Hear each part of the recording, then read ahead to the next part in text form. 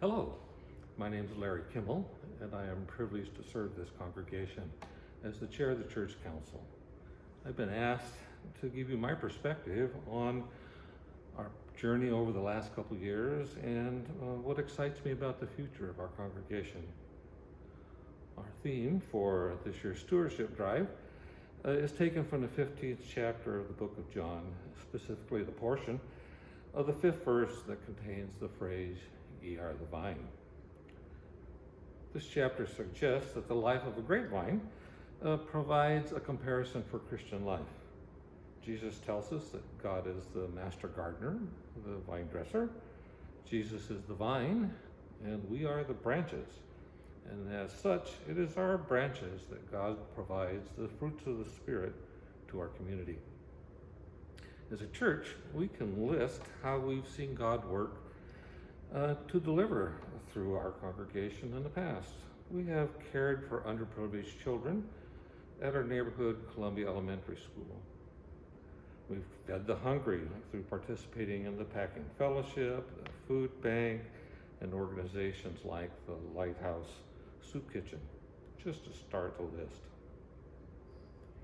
All along, the needs of our valley and community and our congregation have been changing, sometimes slowly enough that it's hard to notice. From my perspective, the events of the last couple of years have served to bring these new needs and challenges into sharp focus. The changes in our congregation include COVID started. We transitioned from 2 to 1 pastor, a long-term employee who cared for our buildings and grounds retired. We transitioned from 2 full-time office staff to 1 and a very small amount of communication staff support. And Washington State changed its laws regarding minimum wage. Throughout these challenging times, we've adjusted, just like a vine dresser would, to the changing climate. We did new things in new ways. We found a new way to feed people who likely had never gone hungry before, and have inspired other churches to do the same with the little pantries that now spread throughout our valley. We acquired equipment and expertise to enable us to participate in corporate worship through the online streaming services, frankly with amazing success. We used online technology to continue our normal operations, youth ministries, Bible studies, etc. And we established commercial contracts for janitorial, groundskeeping, and snow removal. And we changed our staffing and salary policies to conform to the new state law. We also found that responding to these challenges required us to use more staff time to enable these new ways for our ministry to continue and even grow. It's beginning to feel like, at least for now, we can dare look to a less restrictive new normal. And we find that the fruits of our particular vine is abundant and even overflowing. The baskets of our traditional fruit are still full, and there are new baskets filling with new fruit. We have new members joining.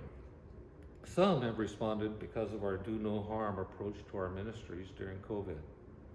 Some because of our commitment to enfold people in God's love, no exceptions.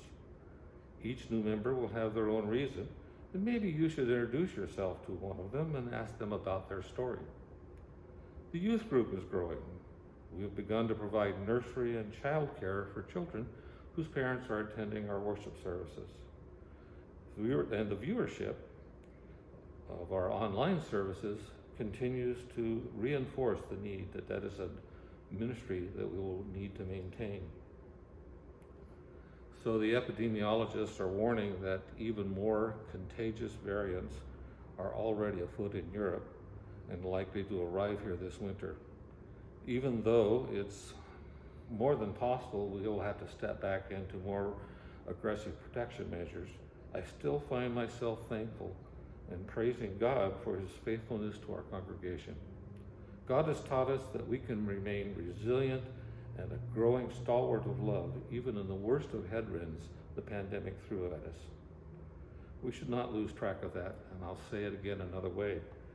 Even though it may have felt like we were being shut up in some kind of endless lockdown, the Holy Spirit moves among us and raises up people of vision, people of leadership, people with willing hearts, hands, and feet, and has empowered us to reach out and show God's love in new and meaningful ways. One of the reasons I serve this congregation is that I get to stand in the presence of faithful servants of God's love, and I get to witness the fruits of the Spirit of the love and gifts and open hearts that all of you bring to our little vineyard. Such is life for those who live under the care of a skillful vine dresser. Now for the rest of the story. Just like with the vineyards and orchards across our valley, the cost of producing fruit and responding to new opportunities and challenges has incurred financial costs. During the COVID days, we were blessed by several special gifts and were able to use funding that had been set aside in reserve.